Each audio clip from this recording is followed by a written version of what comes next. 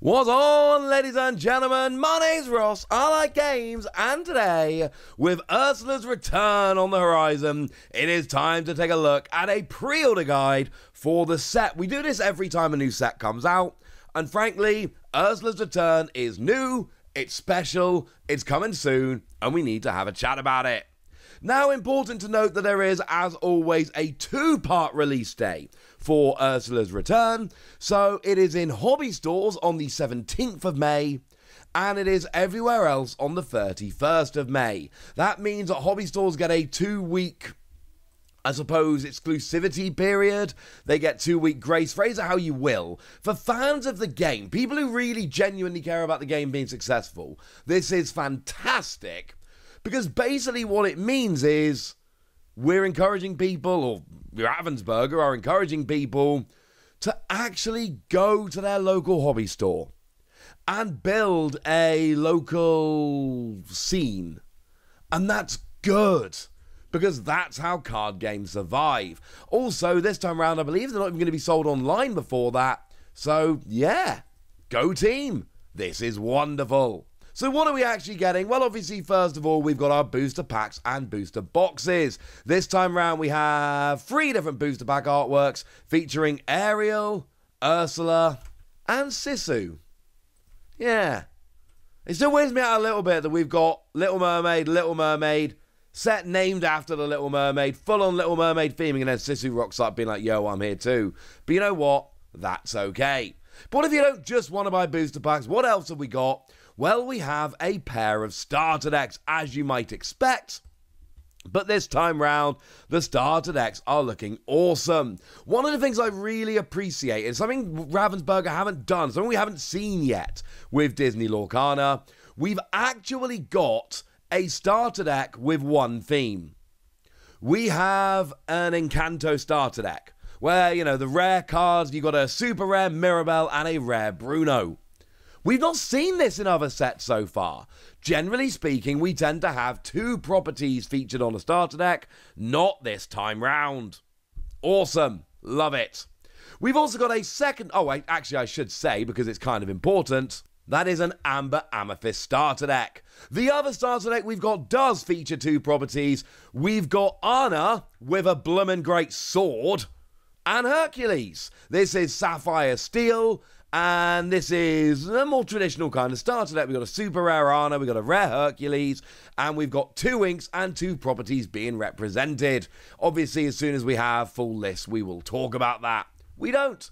I'm sorry, but tell me these aren't exciting. Like, who among you is watching this and isn't thinking, oh, mate, I'm going to get the Encanto starter deck? Like, is anybody watching this right now, let me know in the comment section, and not thinking I'm getting that Encanto starter deck? Because I cannot be the only one. Maybe I've just watched it too many times with my kids, but I am hyped for Encanto, and Encanto getting a starter deck, that's a good. I'm going to say it. I'm going to go there. Start. Worth remembering that starter decks up to now have not had any exclusive cards. They do have 2 foils, which is lovely, but there's no starter deck exclusive cards, which is both a pro and a con. It's good because you're not rushing after starter decks to get exclusive cards, but it's bad because it makes them slightly less exciting. You do, however, get a booster pack in every starter deck, plus the 2 guaranteed foils. So you know what? Yeah, I've got all the starter decks sitting at home. Some of them were gifted, I should say, but I've got all the starter decks at home. It's not a coincidence.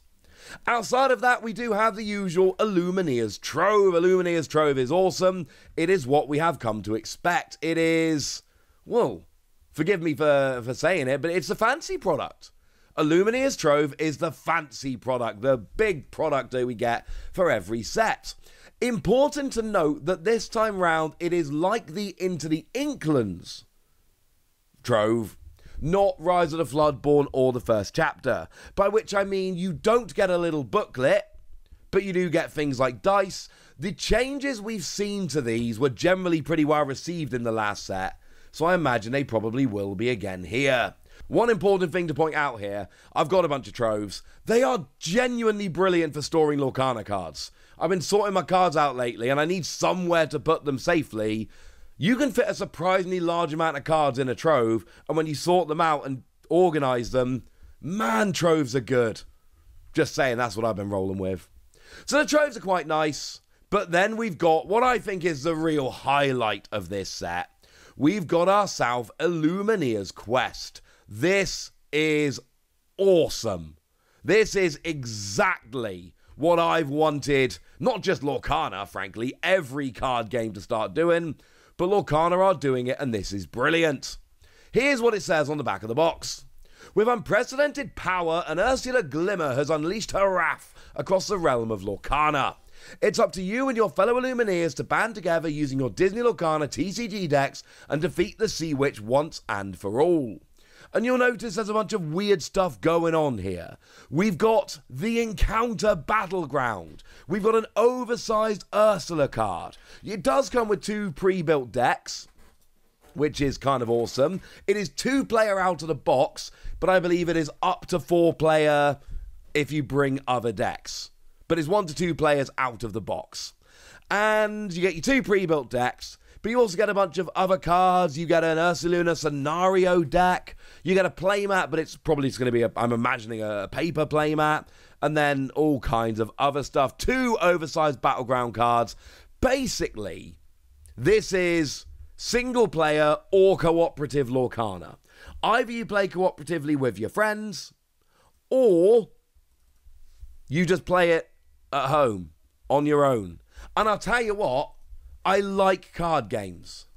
I don't always have a group that I want to sit around having a game with. Sometimes what I really want to do is just sit and play single player card games. Up till now, I've not been able to do that with Lorcana.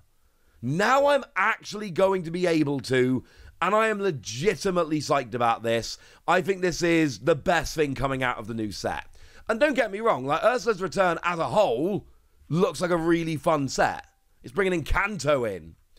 But I'm telling you right now, the best thing about the set, as far as I'm concerned at least, the best thing about the set is that we're getting this. And, worth noting, it's Illumineer's Quest, and then it's got the subtitle Deep Trouble. I think we're going to start getting these for every set, or at least most sets, and I frankly cannot wait. There is a prize in this. I don't know what the prize is. There is literally a sealed booster pack with a prize in. We don't know what it is. And that's a very deliberate thing.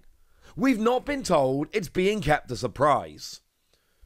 I cannot wait to complete that. I'm going to be a good boy. I am not opening that up early. I am not opening that little booster pack until I've earned the right to open it up. But man, I'm excited to open it up and see what's in there. So you've got your booster packs and booster boxes, and then you've got your starter decks, you've got your trove, you've got your Illumineer's Quest. No gift set this time round, but if you look at the shape of the box, etc., it seems to be Illumineer's Quest has replaced it. And then you've got your accessories, but this is where things get interesting.